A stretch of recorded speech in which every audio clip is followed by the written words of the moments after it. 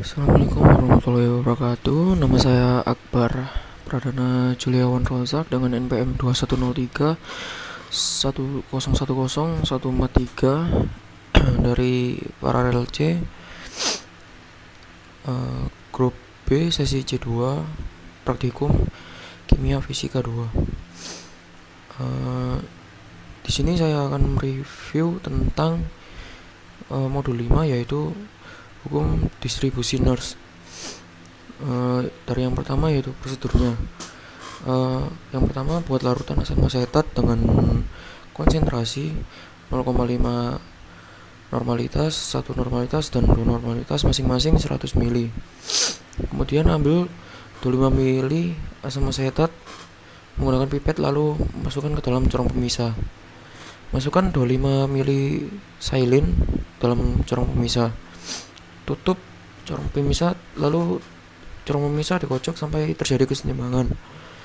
Lalu keluarkan lapisan bawah dan ditampung dalam beaker glass. Juga keluarkan jangan sampai lapisan atas ikut keluar. Kemudian ambil 10 ml lapisan atas dengan menggunakan pipet, lalu masukkan Erlenmeyer, lalu titrasikan dengan NaOH 0,5 normalitas dengan beberapa tetes indikator PP juga. Lalu ambil 10 ml lapisan bawah menggunakan pipet, lalu masukkan Erlenmeyer dan titrasi dengan larutan NaOH 0,5 normalitas dan beberapa tetes indikator PP. Lalu ulangi percobaan ini menggunakan asam asetat 1 normalitas dan 2 normalitas. Hitung koefisien distribusi dari asam asetat 0,5 normalitas dan 1 normalitas, serta dari 1 normalitas dan 2 normalitas. Kemudian ada larutan.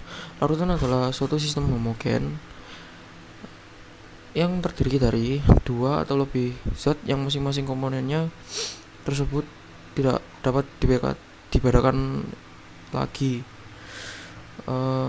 Komponen dari larutan ini terdiri dari 2, yaitu solut atau zat terlarut dan solvent atau zat pelarut. Zat yang jumlahnya lebih sedikit di dalam suatu larutan adalah zat terlarut atau solut, sedangkan zat yang jumlahnya lebih banyak itu adalah solvent atau pelarut. Komposisi zat terlarut dan pelarut dapat dinyatakan dalam konsentrasi larutan. Kemudian ada pengertian hukum distribusi Nernst itu sendiri. Menurut hukum distribusi Nernst, bila ditambahkan suatu solut ke dalam 2 pelarut yang tidak saling bercampur, maka akan terjadi pembagian kelarutan. Kedua pelarut tersebut biasanya itu pelarut air dan pelarut organik. Dalam praktek, solut akan terdistribusi dengan sendirinya ke dalam 2 pelarut yang tidak saling melarutkan itu, lalu setelah diaduk itu akan terpisah. Pada keadaan seimbang, perbandingan konsentrasi solut di dalam kedua pelarut tersebut sama atau tetap dan membentuk suatu tetapan. Nah, tetapan tersebut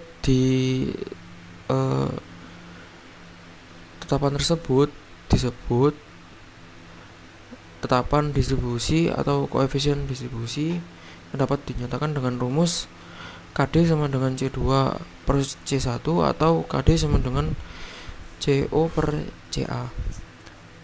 KD di sini itu koefisien distribusi, C2-nya konsentrasi solut pada pelarut 2,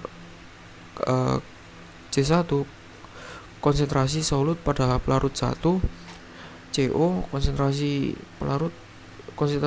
solut pada pelarut organik, dan Ca konsentrasi solut pada pelarut air. Lalu ada syarat-syarat hukum distribusi, yaitu kondisi yang harus disediakan sebelum mengaplikasikan hukum distribusi, antara lain temperaturnya. Yang pertama, temperatur harus konstan selama percobaan. Yang kedua, konsentrasi harus dijaga konstan selama percobaan, dan juga solut setelah terjadi kesetimbangan. Kemudian keadaan molekul solvent dan solut harus sama. Hukum distribusi tidak akan berjalan jika ada perbedaan molekul solut dan solvent. Kemudian yang keempat, keenceran larutan.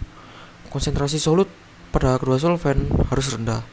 Hukum distribusi Nernst tidak akan berjalan pada konsentrasi yang tinggi. Kemudian ketidakcampuran antar solvent atau zat pelarut. Kedua solvent harus tidak tercampur atau boleh sedikit bercampur. Lalu selanjutnya yaitu kesetimbangan kimia atau chemical equilibrium. Ini adalah keadaan di mana laju reaksi maju dan laju reaksi balik dari suatu zat sama besar, dan konsentrasi dari reaktan atau zat yang bereaksi dan produk atau zat yang dihasilkan dari reaksi tersebut tetap dan tidak berubah sering berjalannya waktu. Kemudian ada titrasi asam basa. Titrasi adalah prosedur analisis kuantitatif dari kimia ini yang dilakukan dengan mereaksikan analit dengan suatu reaksi sehingga jumlah zat yang bereaksi satu sama lain mencapai titik ekuivalen. Kemudian tujuan titrasi ini yaitu mengetahui pH dari sebuah zat tersebut. Kemudian setelah didapatkan pH ini akan diolah data-data yang lainnya.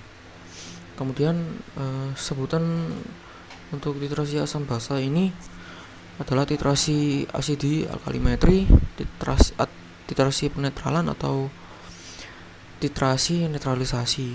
Pada percobaan ini titrasi termasuk ke dalam titrasi alkalimetri karena titrannya basa, kemudian titratnya atau analitnya itu asam.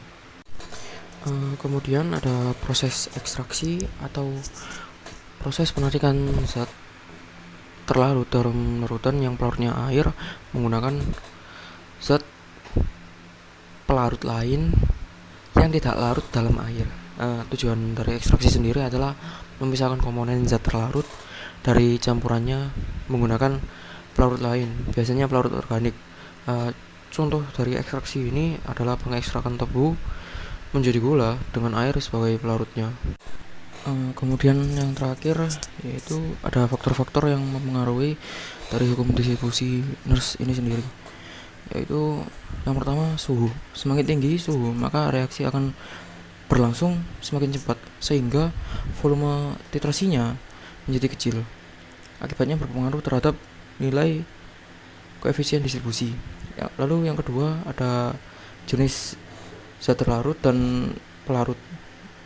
Apabila pelarut dan zat terlarut yang digunakan ini adalah zat yang mudah menguap, maka akan mempengaruhi konsentrasi yang akhirnya akan mempengaruhi nilai koefisien distribusi itu sendiri. Lalu terakhir konsentrasi. Semakin besar nilai konsentrasi, maka